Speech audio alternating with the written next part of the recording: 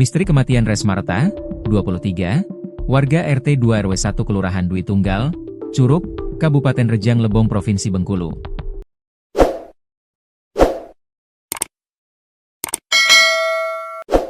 Sejak kejadian pembunuhan Reta, pada Selasa siang, 10 Juni 2026, pelaku hingga hari ini Kamis siang, 12 Juni 2025, belum terungkap.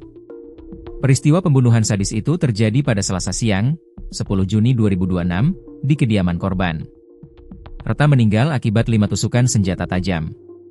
Dugaan kuat, pelakunya merupakan orang yang dikenal atau dekat dengan korban. Kasih Humas Polres Rejang Lebong, AKP Sinar Simanjuntak menerangkan, diduga kuat pelaku pembunuhan ini merupakan seseorang yang dikenal atau dekat dengan korban.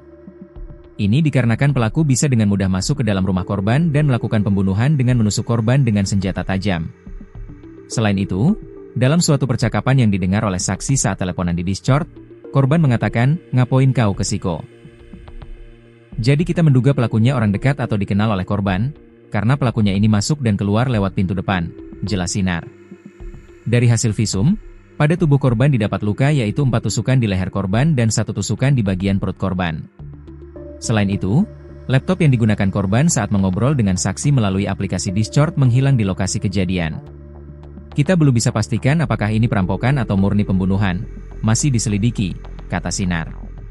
Detik-detik pembunuhan perempuan muda warga RT 2 RW 1 Kelurahan Dwi Tunggal Kabupaten Rejang Lebong Provinsi Bengkulu, Selasa, 10 Juni 2025. Sejumlah luka akibat senjata tajam ditemukan di tubuh korban. Dugaan kuat, Mareta menjadi korban pembunuhan yang dilakukan oleh orang tak dikenal, OTD. Menurut kesaksian salah satu temannya, peristiwa itu terjadi sekitar pukul 13 waktu Indonesia Barat. Saat kejadian, korban sedang melakukan panggilan suara melalui aplikasi Discord bersama beberapa temannya. Tiba-tiba, salah satu dari mereka mendengar suara keributan, disusul teriakan korban yang meminta tolong. Seketika, teman yang mendengar teriakan itu menghubungi 2 sahabat lainnya, Aisyah dan Nabila, yang kebetulan berada tidak jauh dari rumah Mareta, untuk memastikan kondisinya. Aisyah dan Nabila segera menuju ke lokasi. Saat tiba di rumah korban, mereka mendapati pintu depan dalam keadaan sedikit terbuka. Saat masuk ke dalam, mereka menemukan Mareta sudah tergeletak bersimbah darah di dekat jendela ruang tamu. Kondisi rumah pun tampak berantakan. Dia tadi lagi teleponan, kemudian ada suara ribut, juga ada suara minta tolong. Kami dihubungi oleh temannya yang khawatir. Saat datang, kondisinya sudah seperti itu, jelas kedua teman korban. Melihat kondisi tersebut, Aisyah dan Nabila langsung meminta bantuan warga sekitar dan menghubungi pihak kepolisian. Keduanya mengaku sangat terpukul. Mereka tak menyangka sahabat mereka meninggal dunia dengan cara yang begitu tragis.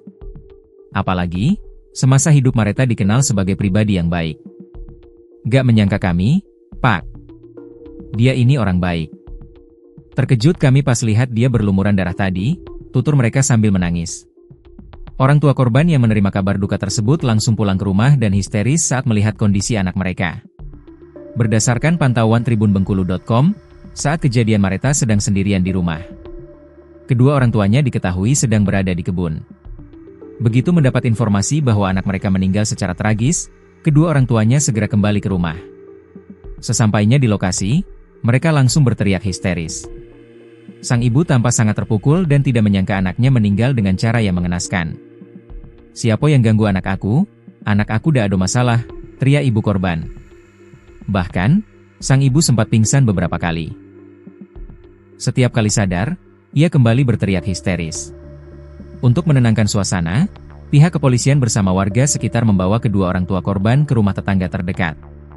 Salah seorang warga, Edi, mengatakan bahwa saat kejadian tidak terdengar suara mencurigakan. Ia baru mengetahui peristiwa tersebut setelah mendengar teriakan teman korban yang meminta pertolongan.